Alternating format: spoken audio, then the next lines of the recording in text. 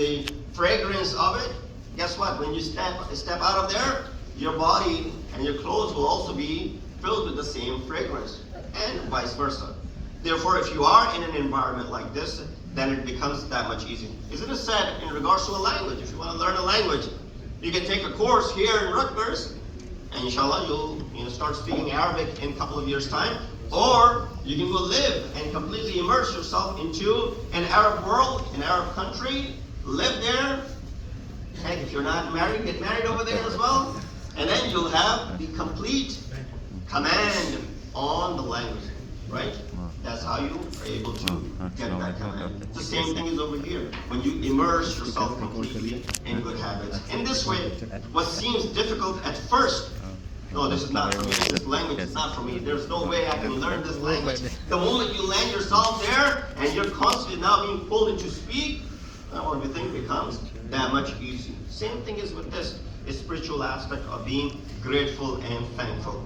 So therefore, in the beginning, it might seem like a difficult task, relatively easy to practice in daily life and on a regular basis. The best thanksgiving that we can render unto Allah is to keep His bounties and the fruits of one's labor open to others without any discrimination based on their religion, race, or ethnicity.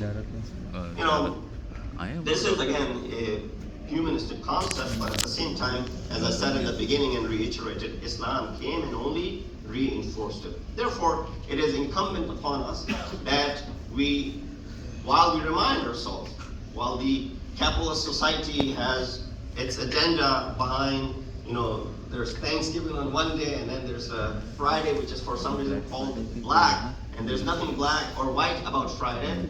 Friday is Friday, the most sacred day that Allah subhanahu wa ta'ala has bestowed upon us. It is an Eid which returns to you every single week. Therefore, calling it to be Black Friday in a derogatory sense is not right. Quran tells us that when it comes to the bounties of Allah subhanahu wa ta'ala, whether it is you're spending on yourself, whether it is you spending on your family, whether it is you spending on people in your surroundings, everything should be sirran or alaniyatan, whether it's open, whether it's secret, but it should always be in a way that is not exceeding the extravagance and the norms of the society. And therefore, this is a lesson that we can learn from it.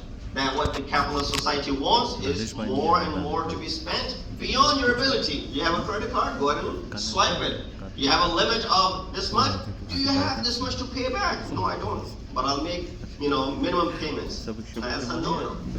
The paying of the interest, things that you were not in need to very beginning, just because someone else is having it, I should go ahead and have the same thing. That concept is to completely get you into their own trap, where you're constantly making these minimum payments out of your pocket. Now, if there's something which is a necessity of the life, then only it's okay for you to go ahead and give this interest, such as a house, for a car, for education. In these areas, the ulama and the maraji have given you the permission to give the interest, which is interest is riba and is haram. But only in necessity when it comes to house, when it comes to car, when it comes to education. Without it, you're not going to be able to survive. But outside of it, another pair of shirt, another pair of shoes, another shirt, or another jeans, or another this, or another car, or another this, this is where it draws a line and says, no, this is where you're not permissible to go ahead and pay this interest on anything that you have bought, for example. So keep that in mind. I know a lot of you will be spending today and buying things just because the deals are out there, and they are, luring you into buying stuff because they have lowered the prices. And we all become part of that somehow. But nonetheless, be very, very mindful when you go out and you spend today, inshallah. With that, I'll conclude.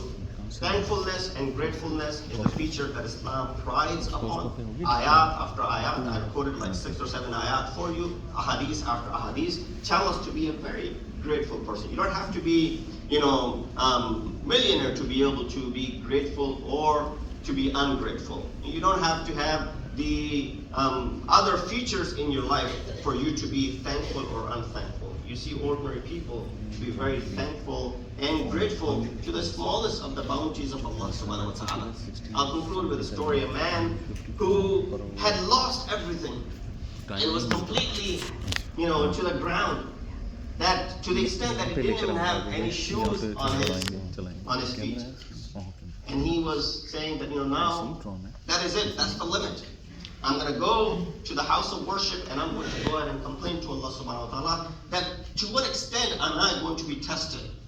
He said, as I made my way to the place of worship, I got there, I saw a man who didn't have feet. And he was dragging himself to the place of worship, and he was saying, oh Allah, thank you for everything that you have given to me. He said, here I was going to complain to Allah that you have taken even the shoes away from me, that I have nothing left. Here there's a man who doesn't have feet to put the shoes on and still showing his gratitude towards you. So this could be relative, but nonetheless a lesson that we can all learn from. We ask Allah subhanahu wa ta'ala to give us the tawfiq and ability to be able to understand and follow the teachings and the commands of Quran and Ahl-e-Bait alayhi salatu wassalam. Allah.